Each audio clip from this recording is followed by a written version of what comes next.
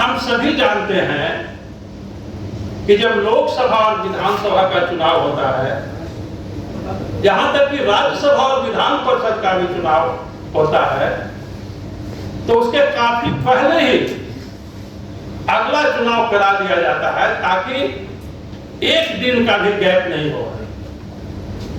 मैं अपना उदाहरण देता हूं। मैं 2006 में मेरा कार्यकाल 11 मई 2006 से होना था, लेकिन मेरा निर्वाचन मार्च 2006 में ही हो गया था। इतना पहले निर्वाचन संपन्न कर लिया जाता है। अब जून 2022 में नगर निकायों का आरक्षण चुनाव का कार्यकाल समाप्त हो रहा था, तो इस हिसाब से जन हो जाना चाहिए था। सरकार ने जानबूझकर विलंब किया और इतना विलंब किया कि जून से आगे तक का डेट चला गया, और अभी जब चुनाव होता भी तो ये अक्टूबर में होता है। इतना विलंब क्यों किया? इसके पीछे हमारा कहना है कि ये साजिश था। इतना विलंब कर दो कि विलंब के कारण भी विवादास्पद हो जाए, और यही हुआ।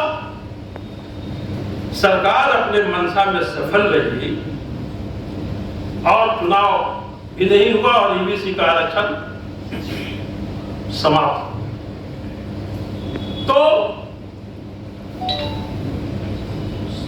स्पष्ट कहना है कि जो आरक्षण की समाप्ति हुई है, सरकार की कोताही, लापरवाही, हठधर्मिता और सब मिलाकर साजिश का नतीजा है, और इसको अति पिछड़ा वर्ग काफी गंभीरता से लिया है और आने वाले दिनों में उनको सबक सिखाएगी।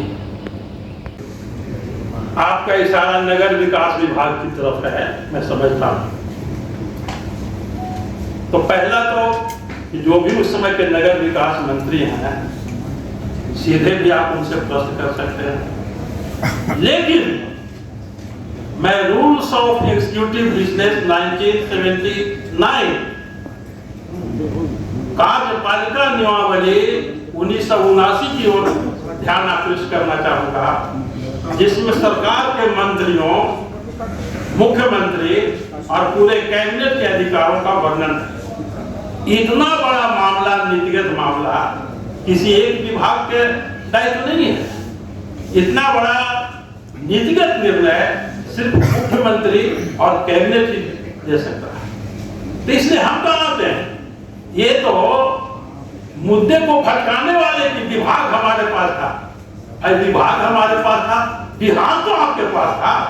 हमारा विभाग बिहार के बाहर है क्या? मुख्यमंत्री भी वही थे सर। उप मुख्यमंत्री का विधान में कोई विशेष अधिकार नहीं होता है, ये स्पष्ट कर करना था। उप मुख्यमंत्री एक राजनीतिक व्यवस्था है। संवैधानिकता और वैधानिकता में किसी मंत्री से उनको विशेष अधिकार नहीं होता है, मुख्यमंत्री को विशेष अधिकार होता है। लेकिन मैं अपने पर इस विषय पर भी केंद्रित रहता हूं। समाप्ति सरकार की कोताही, हठधर्मिता और साजिश का परिणाम है। अचानक नहीं हुआ है, सरकार की सोची समझी ये साजिश है। उसने जानबूझकर अति पिछड़ों का आरक्षण समाप्त हो जाए हर संभव उपाय किया। कैसे? पूछा जा सकता है हमसे कि कैसे ये साजिश है? साजिश के कई प्रमाण हैं। प्रमाण नंबर 1 कि सुप्रीम कोर्ट लगातार जजमेंट और ऑर्डर पास कर रहा था। सरकार कहां थी? सरकार क्या सोई हुई थी? क्या कानों में तेल डाले हुई थी? नहीं, ऐसा नहीं हो सकता। सरकार इन चीजों से वाकिफ थी, लेकिन उसने जानबूझकर जो सुप्रीम कोर्ट का निर्देश था उसके अनुरूप कार्यक्रम नहीं किया, कार्य नहीं किया, ताकि आरक्षण विवादास्पद हो जाए और चुनाव टल जाए।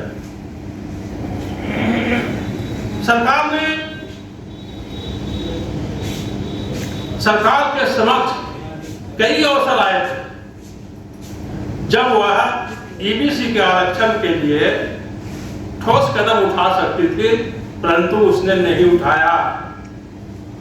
पहला अवसर गवली मामले में आया, महाराष्ट्र का गवली मामला जो 4 मार्च 2021 का है।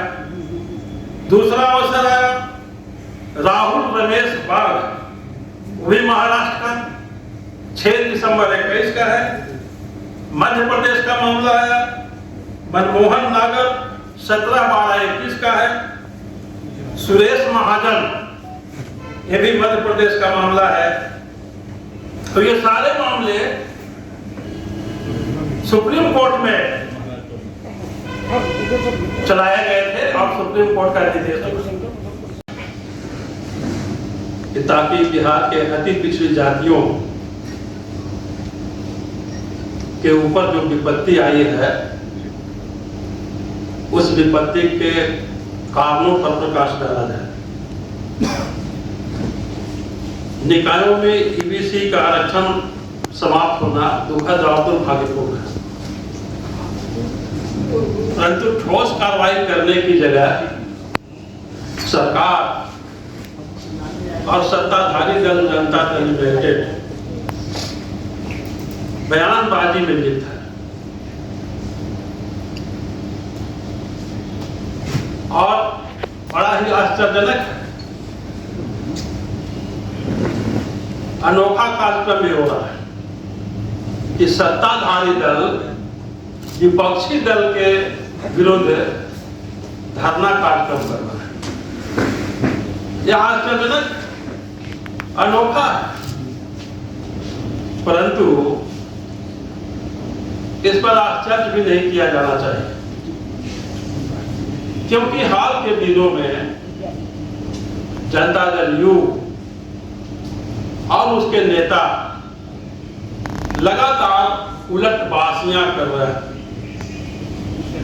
यह जो धरना का कार्यक्रम था ऐसे ही उलटबाजी का एक उदाहरण है। अनाप शनाप बोला जा रहा है। जिन प्रधानमंत्री जी के नाम पर लोग वोट लेकर सांसद बने, उन प्रधानमंत्री जी के विरुद्ध भी कल श्री ललन सिंह जी ने अनाप शनाप बोला है। मैं कहना चाहूंगा कि अगर आप में हिम्मत है तो आप लोकसभा से त्यागपत्र दें और अपने बल पर चुनाव जीतकर दिखाएं। समाप्ति सरकार की कोताही, हठधर्मिता और साजिश का परिणाम है। अचानक नहीं हुआ है, सरकार की सोची समझी ये साजिश है। उसने जानबूझकर अति पिछड़ों का आरक्षण समाप्त हो जाए हर संभव उपाय किया। कैसे पूछा जा सकता है हमसे कि कैसे ये साजिश है? साजिश के कई प्रमाण हैं। प्रमाण नंबर 1 कि सुप्रीम कोर्ट लगातार जजमेंट और ऑर्डर पास कर रहा था। सरकार कहां थी? सरकार क्या सोई हुई थी? क्या कानों में तेल डाले हुई थी? नहीं, ऐसा नहीं हो सकता। सरकार इन चीजों से वाकिफ थी, लेकिन उसने जानबूझकर जो सुप्रीम कोर्ट का निर्देश था उसके अनुरूप कार्यक्रम नहीं किया, कार्य नहीं किया, ताकि आरक्षण विवादास्पद हो जाए और चुनाव टल जाए।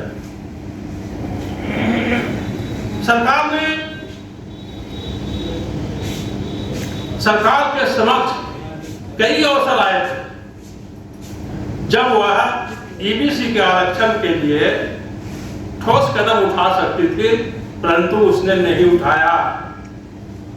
पहला अवसर गवली मामले में आया, महाराष्ट्र का गवली मामला जो 4 मार्च 2021 का है।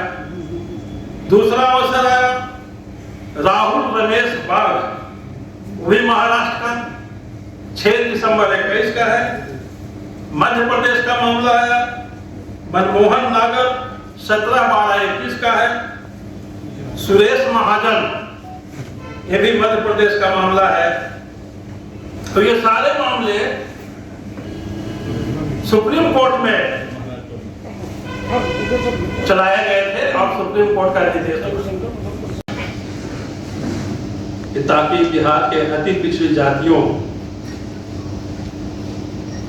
के ऊपर जो विपत्ति आई है, उस विपत्ति के कारणों पर प्रकाश डाला जाए।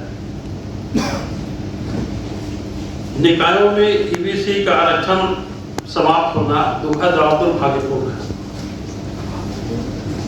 परंतु ठोस कार्रवाई करने की जगह सरकार और सत्ताधारी दल जनता दल यूनाइटेड बयानबाजी में लिप्त है